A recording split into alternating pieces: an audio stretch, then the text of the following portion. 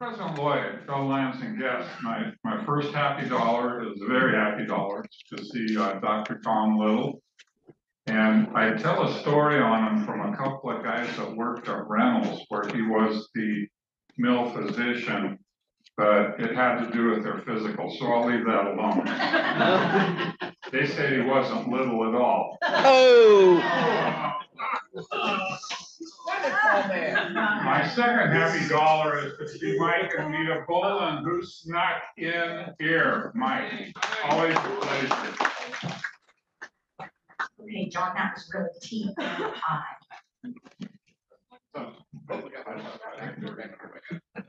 I can't get by. This man's hogging the whole aisle. Yes, I know. Hey, Lion Lloyd, fellow Lions and guests. Glad to see the doctor here today.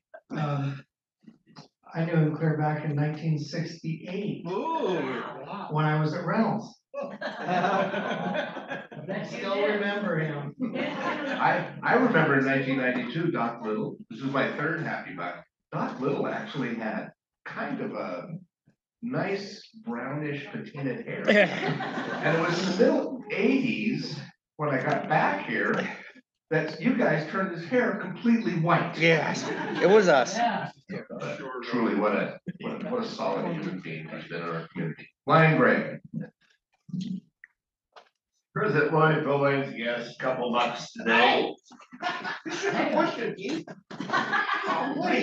First one, I was up there at the book giveaway. It was a lot of fun, and I know why Steve likes to go up there. He sees eye to eye with most of those kids. And the other one, I'm happy to see Tom here today.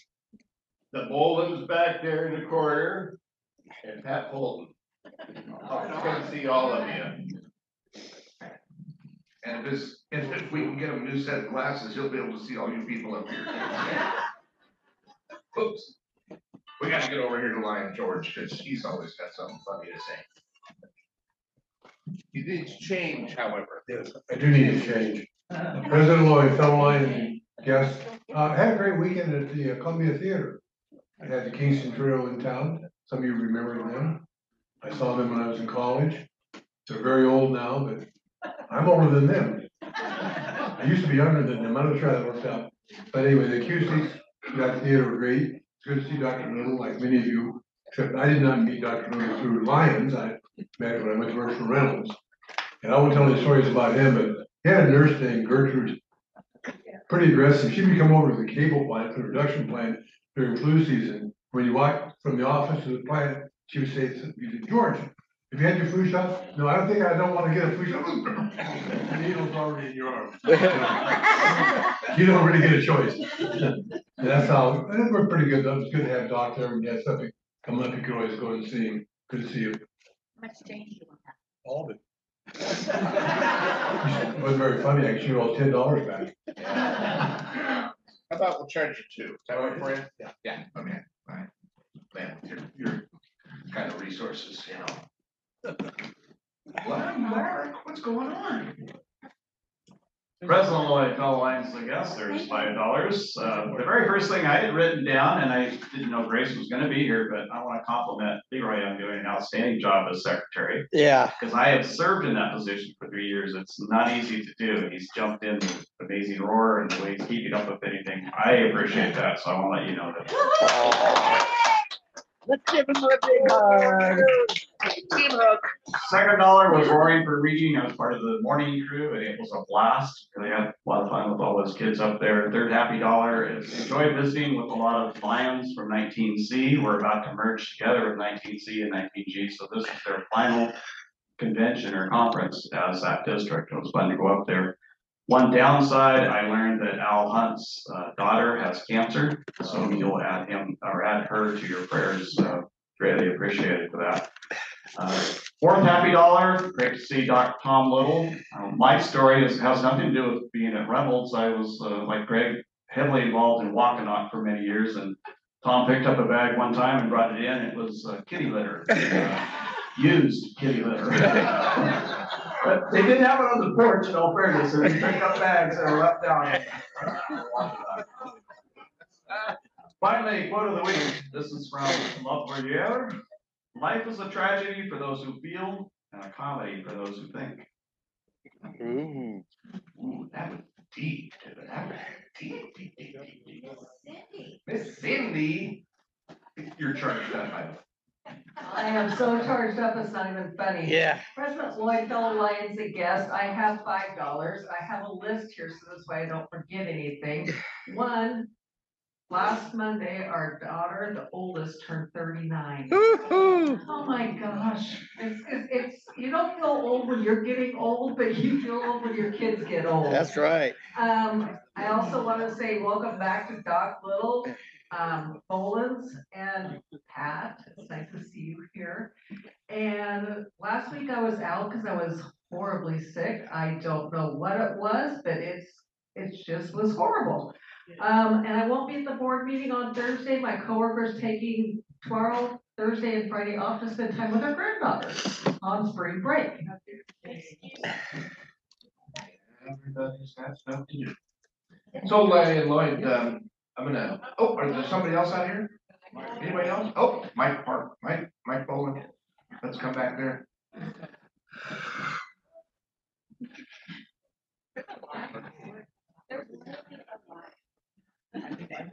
Lion Mike, Lion Nita.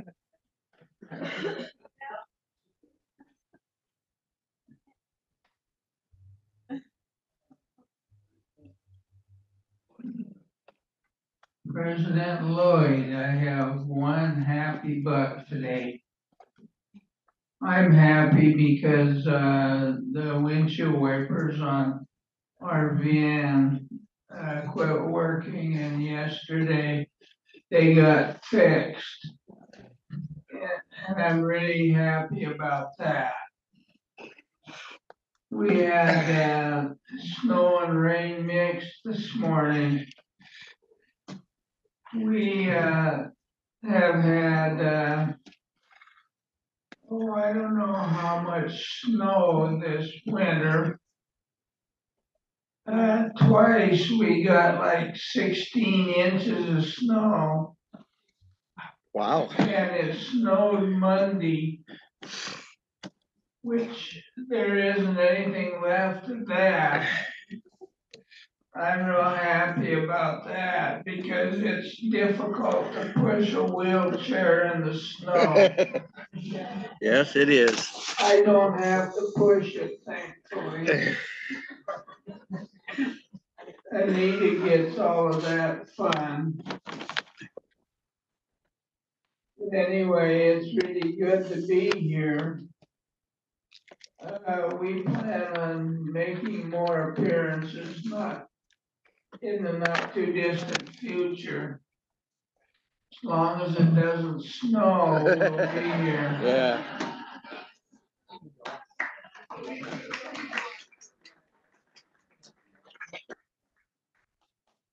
I'm seeing $2 extra on it. This is $2 extra just for putting up with them? You're fantastic. I just want to give thanks to God and all my family, friends, and having such wonderful people that I take care of. All right. President Leroy, fellow Lions and guests. Lloyd, oh, well, I'm sorry, you know, when you get old like me, it just goes. Anyway, I'm having a happy dollar because Mike made me laugh on the way here, because as we were driving over the Lewis and Clark Bridge, he said he'd hate to have to walk across the Columbia River because he doesn't think he could hold his breath that long. I'd say the medications that Mike's on are working. That's what I'm saying. So not seeing any more dollars in the room, I'll throw my last one out there. I was very lucky and very honored and humbled on Tuesday night last week to receive the first annual Lonnie Knowles supporter of Longview Downtowners Award. There's three things. Three things that make every community a community, really. It's the level of service that we're able to give to the least among us. The second one is a vibrant business community that allows people to have all of the goods and services that they want to have. And the third one, of course, is what you guys are. Oh, the people who just give unselfishly. Proud to know you all. Right?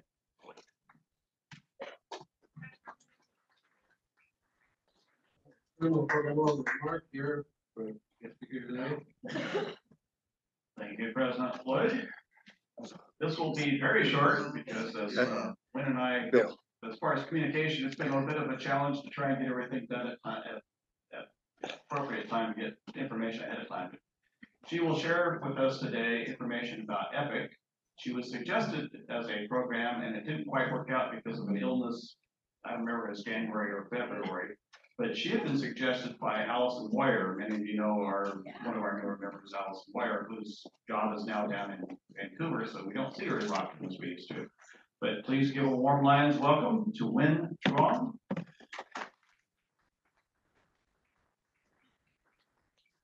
There, thanks for having me today. Before I get started about telling you more about the EPIC Coalition, I wanted to share a little bit more about myself.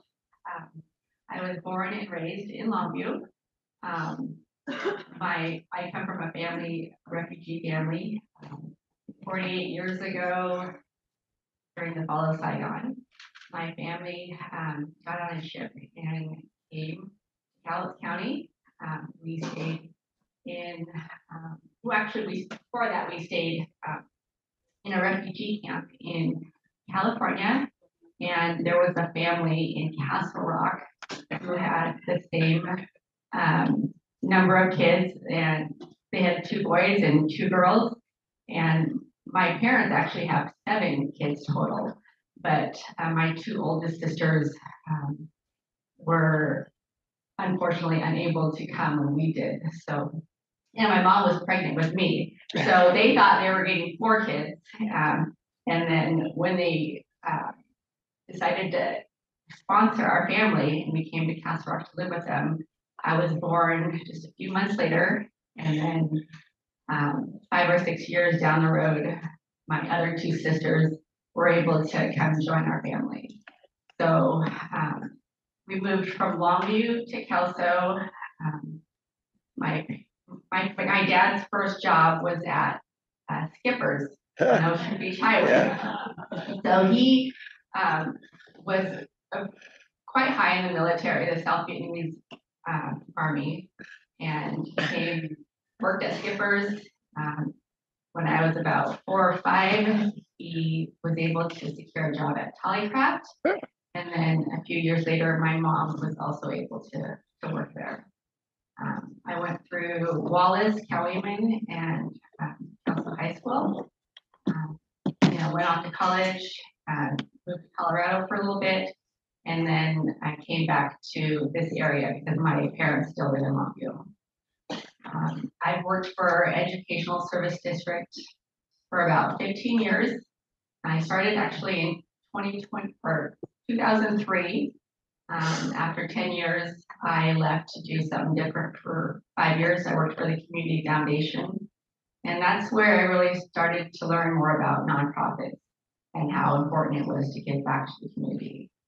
That was in Vancouver. After I did that for 5 years, I said, you know what, I'm going to come back to Cowlitz County and try to make a difference here.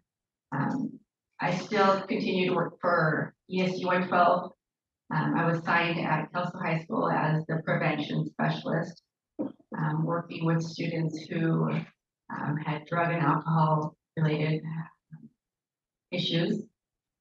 I also volunteered with Emergency Support Shelter as one of their board members for 6 years. After I finished that, I'm currently the vice president at Ethnic Support Council. I relate to refugees and immigrants, so that's important also to give back. In 2018, Longview was eligible for a grant because we were experiencing high levels of underage drug and alcohol use, high crime rate. I'm sure you guys all are familiar with this. School failure was high. So the Longview School District received funding to start a community coalition. And actually, one of our founding members is Dawn Morgan. She's been doing this longer than I have, and she's one of our members. So thank you, Dawn, for being here. And surprise. I'm going to share with you a little bit more about the program. How I think I put a Yep. Let's see if we can get the computer screen back on. Everything went to sleep. Just a second, I'll wake up any minute. Yeah.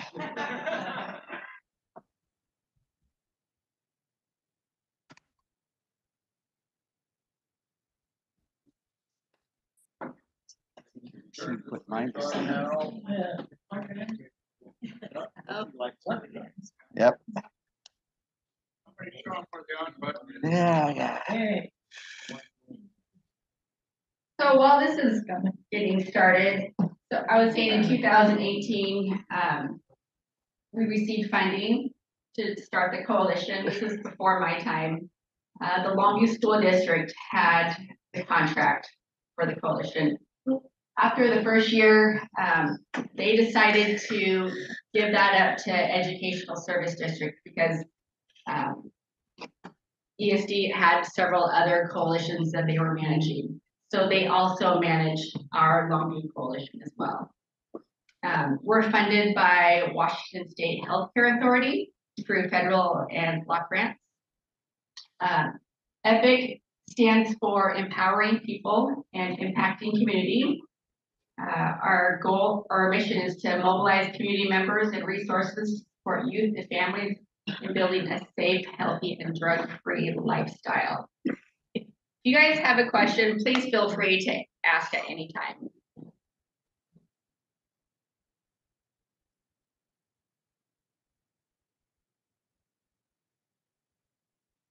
So does anybody have any idea what a community prevention coalition is about?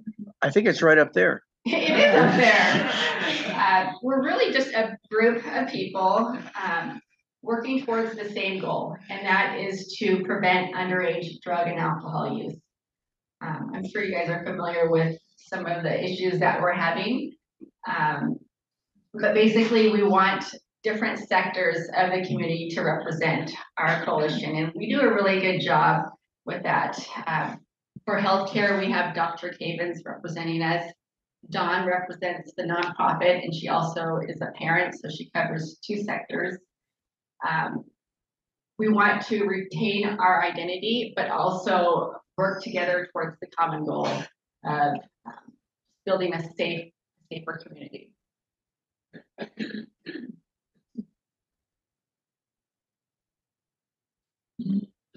Here's a look at some of the sectors that represent our coalition.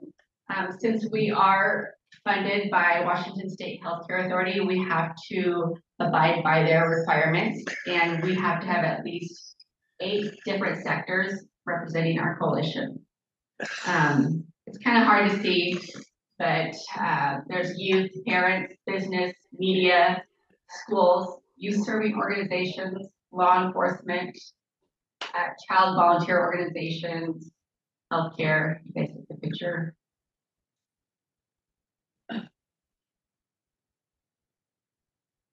We have about 20 coalition members right now.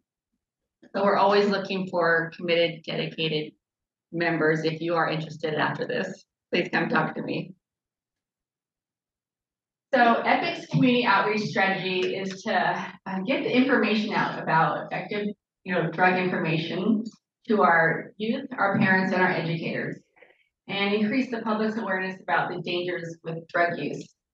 And there's 3 major concepts of drug use prevention, and that includes getting information to parents and youth that, youth brain continues to grow until about the age 25. Really, the frontal cortex, which carries the mental process, thinking, decision-making, and judgment. So it really affects the brain development when kids are doing drugs. Second thing is when youth perceive that drug use is harmful and risky, that their drug use does decline. And then the third, the longer youth delay drug use, when they become adults, drug addiction and substance use disorders are also reduced significantly.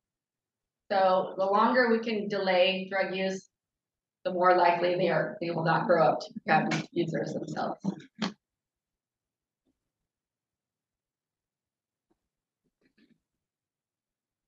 Some of the risks involved with underage substance misuse. Children and teens who misuse substances are at higher risk than adults for developing short and long-term physical, developmental, and emotional problems.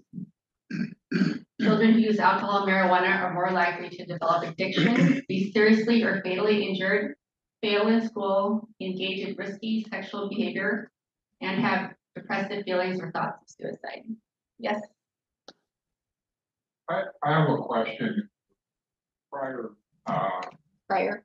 the prior one said that kids, when youth perceive the drug as harmful and risky, drug use dramatically declines. So I've always wondered why, when everybody knows that fentanyl has the possibility of killing you if it's not exactly what you've been told you purchased, why would anyone, including kids, use fentanyl? I cannot comprehend. Well, not only is there a lack of education out there, you know, when you're an adolescent, a young person, what was important to you? Girls. Girls, that's true, or boys. Yeah. That's a good answer. It's the answer of, you know, wanting to fit in. Right.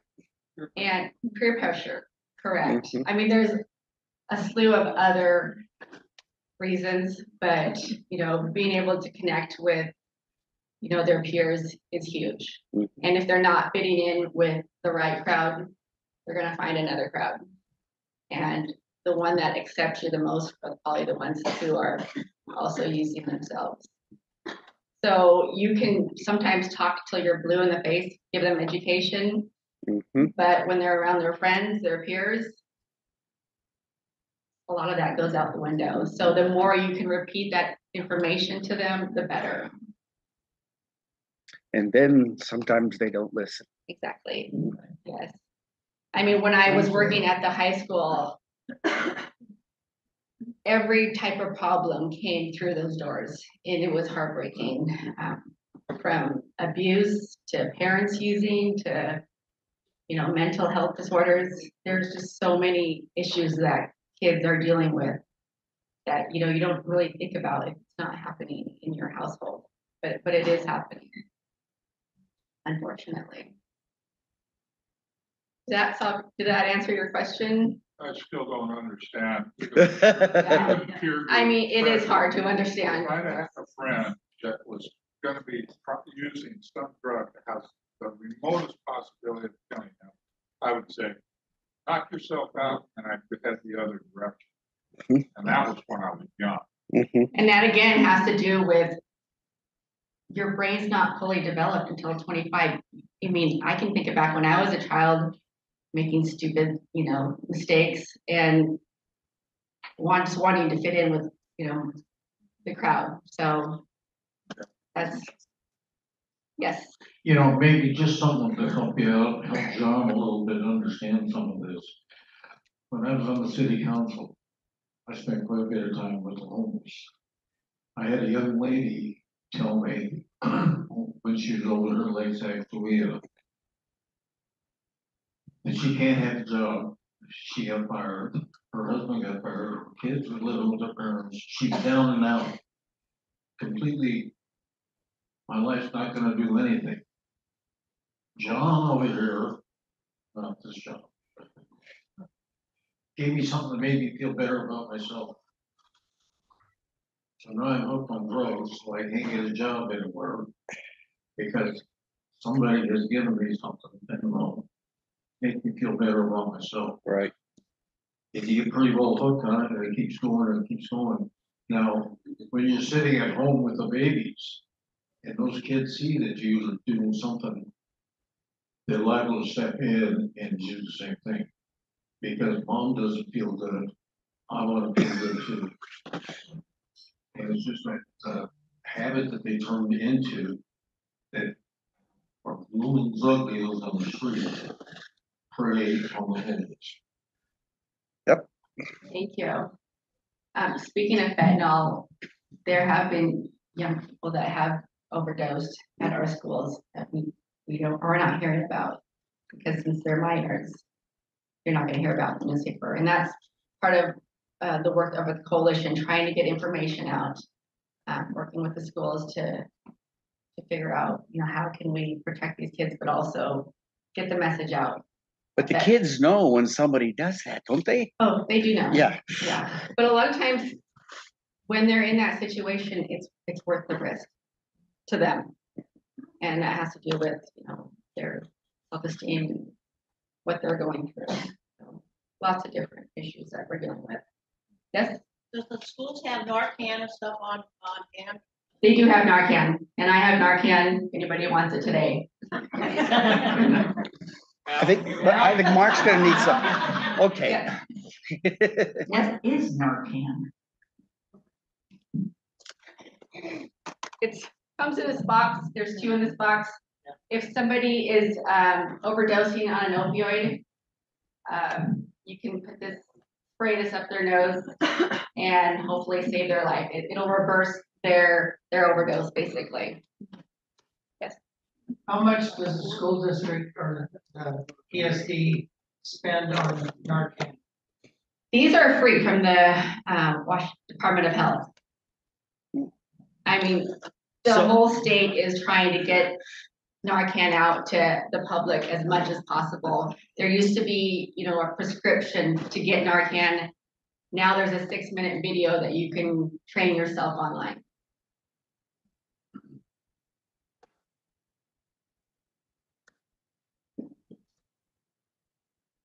You can go back on schedule, I guess.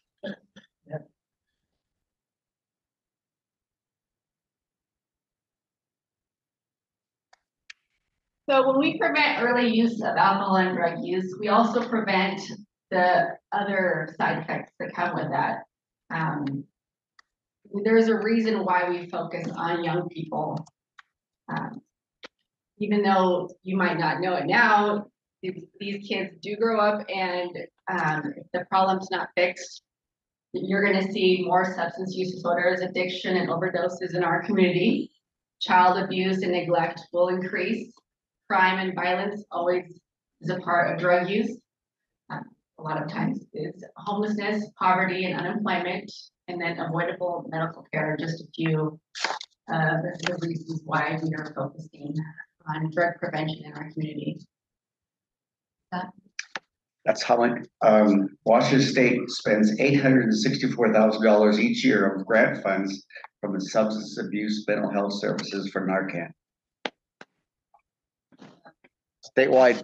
A lot of times, just one spray isn't going to, we're going back to Narcan, but a lot of times one can isn't going to do it, depending on how much is in their system. It might take 3 or 4 doses. So, unfortunately.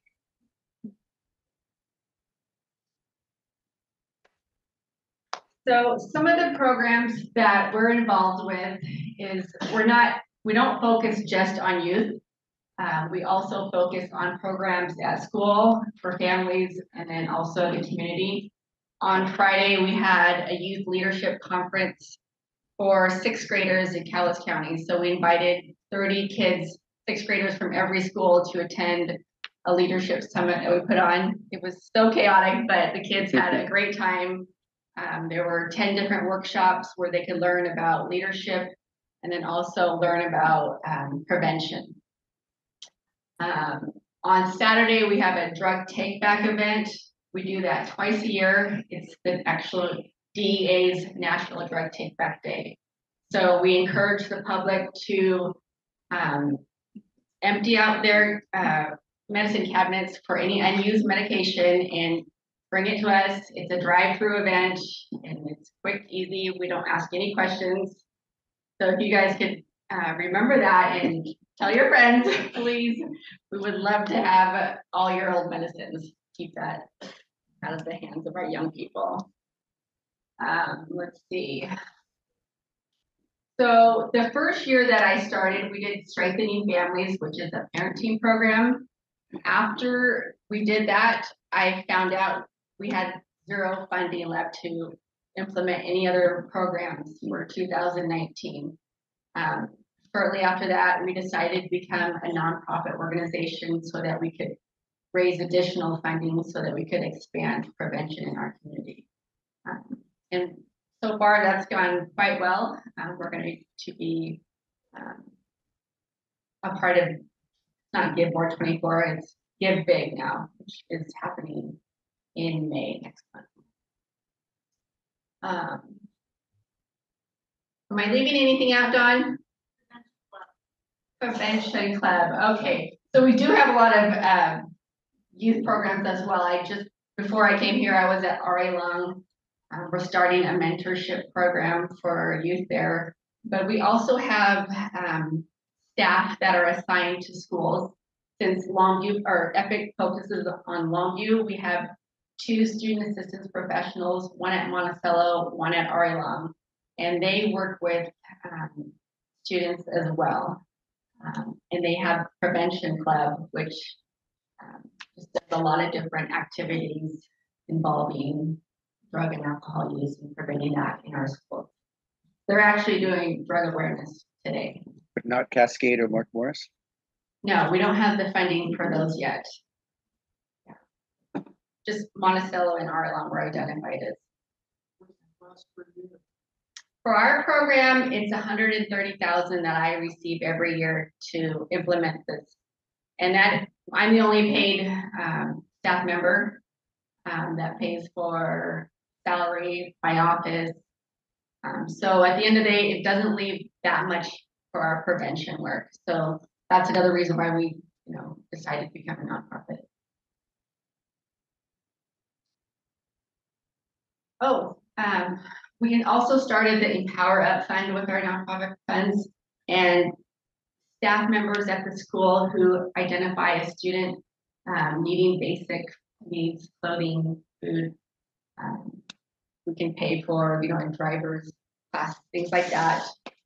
They just reach out to me and I run it by our committee, and we can, it's confidential and it's quick and easy. They can get the support they need. Even if it's just a pair of shoes, a new pair of shoes, we can help with that. You're in sleep mode here.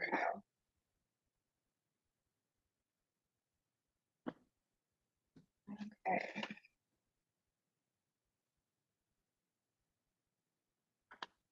Just some pictures of programs that we've implemented. On the far right is our principal at Monticello. He's an EPIC member, and then Kevin Retner. He represents our law enforcement. We did a contest a few years before COVID, and these were the winners at Monticello of why they wanted to stay drug-free. The one in the middle is where the kids are holding a sign. That was the event, the leadership event that took place last Friday.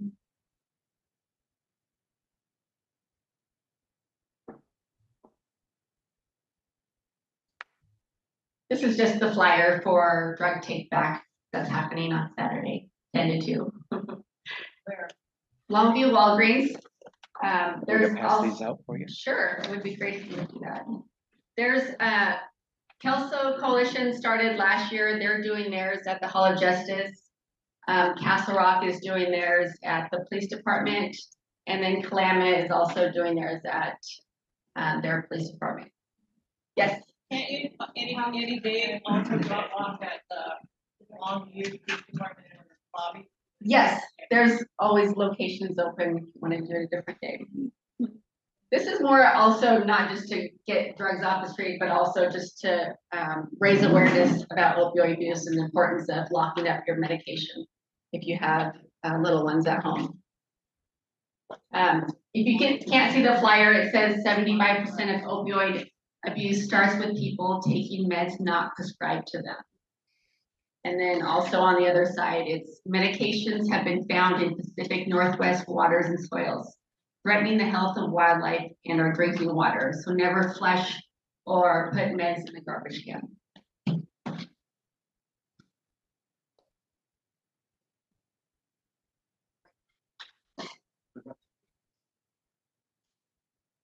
Does anybody have any questions about the coalition and what we do?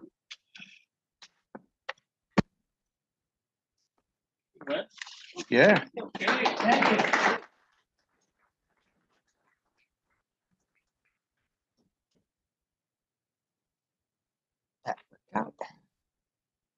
I'd like to present you with a mug, along with Pioneer Alliance mug. There's also a membership application in there, should you decide you'd like to join our crazy group over here, contributing to the community. Plan Lloyd? All right, Don, come up forward here.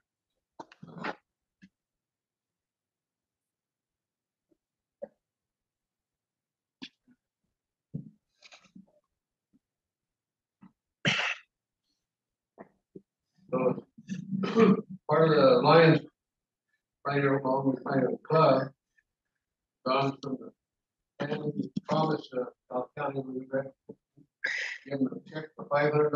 All right.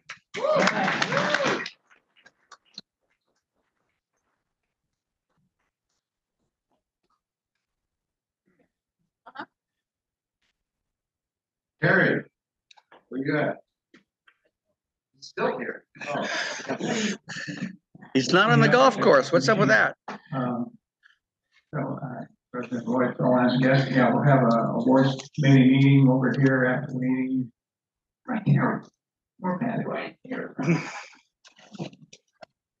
We have a board meeting Thursday, 8 AM. This Thursday? This Thursday. This Thursday. Where? 10 AM, right? Right here, right Noon? Noon? 10 AM? 8 AM. Great. It's so not great.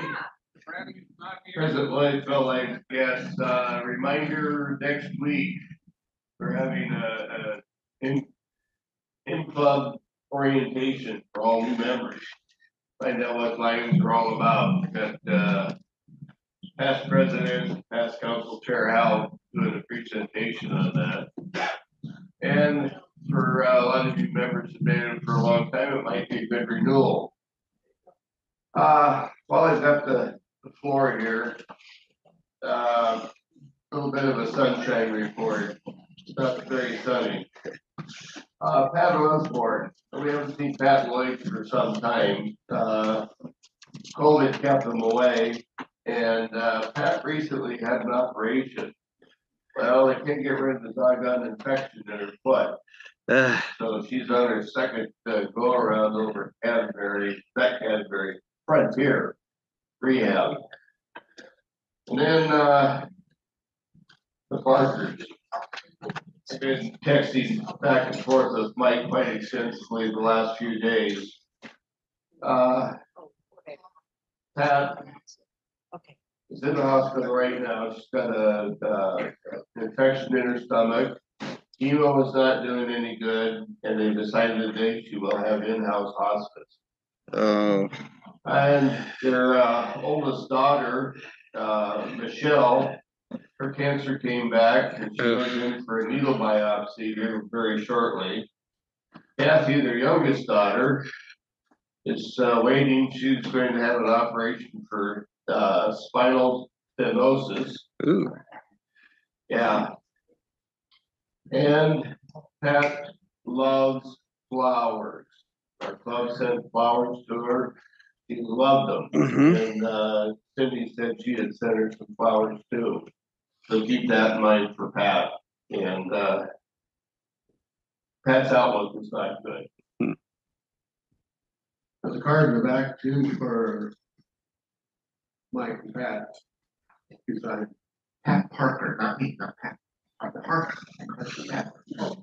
I was just informed that Donna Schroyer is gonna open up for us for the board meeting on Thursday morning, so make sure to bring bright smiles because I'll be the brown sheep.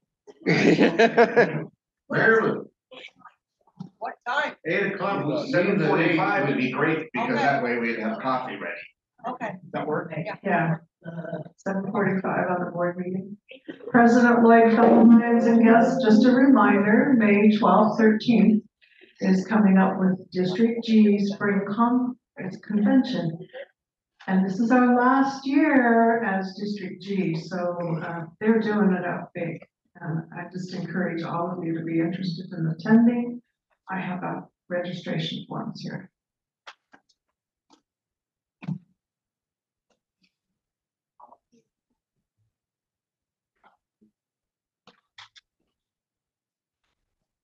Bob.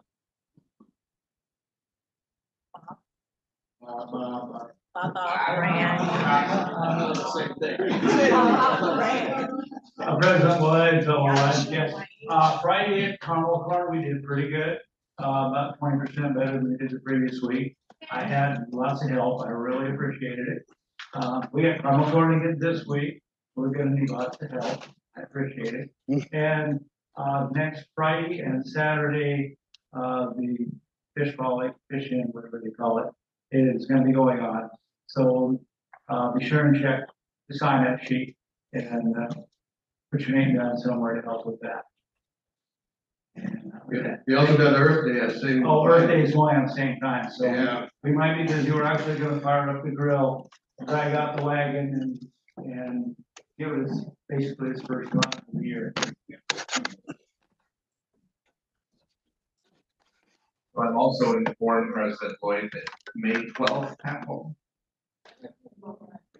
May 12th is the service for Tom at 1 PM, if I remember. 3. 3 PM. And where at? At Calvary Community Church. Okay? Oh, my Marilyn's coming back. President Lloyd, may I add that to Pat? I met with the convention committee and they changed the cabinet meeting to 4:30. So that many of us wanted to come at 3 o'clock to Tom's service. So we'll really be racing down that freeway afterwards. But they did that because they wanted to honor Pat and Tom.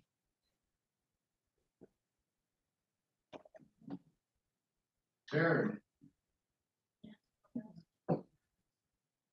President Lloyd, fellow Lions and guests, I just wanted to add on to what Bob Piper was saying about the kids' fish frolic. We will have the chuck wagon there. We will be doing hamburgers and hot dogs. For our new members, this would be a great time for you guys to sign up to volunteer. It's actually an event it comes in spurts, so it's not real busy. But it'd give everybody an opportunity to see what we do in the check wagon, what the different positions are, and give you an idea of in the future of where you might want to sign up and what you want to do. So I really like to encourage all of you new people to come out and come see what we do. Thank you. Yeah, and make sure to use that thing that Jane sends out to us to sign up. I was gonna say Survey Monkey, and that's not right. Sign up Genius. Oh, it's got the word genius in it. I can't have anything to do with that. So I gotta tell you, the simplest thing in the world, you don't have to give your social security number, nothing, just your name, and it knows who you are. You're not trying to start up for, are you? I am. Yeah, I am. I think it's about time for us to do those tickets and the giveaways, isn't it? All right, yeah. Bob's got work to do. He's gotta read a ticket, and then Bob goes, is it your first day? God, she's gone 3 weeks, I gotta train her all over again. Need a red ticket. 696. Turn it upside down, it's 969. Yeah. Okay, 121. 969.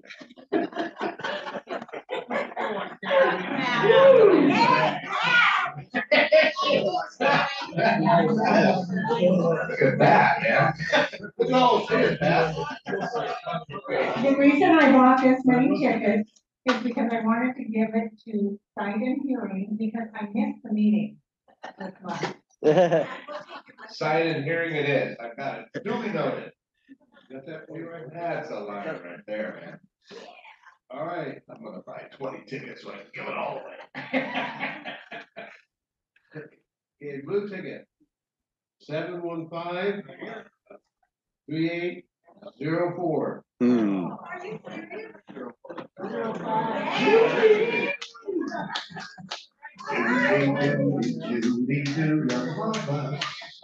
Good luck, Judy, do you yeah, squeeze in later. Yeah, just grab one. Do it, Judy, do it. Oh, not that one. Not the 5 o'clock. I'm still got a chance here today.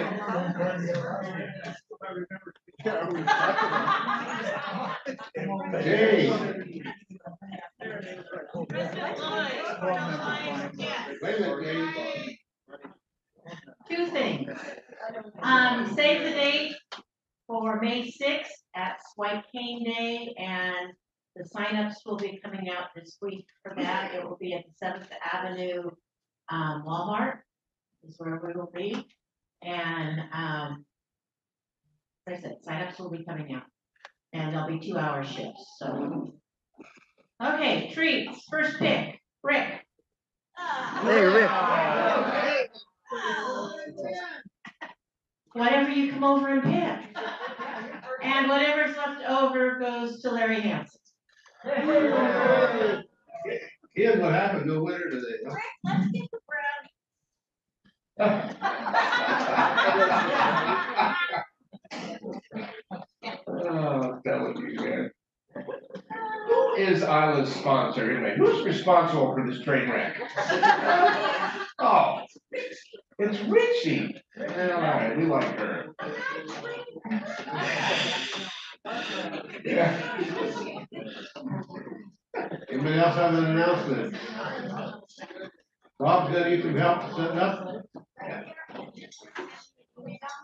I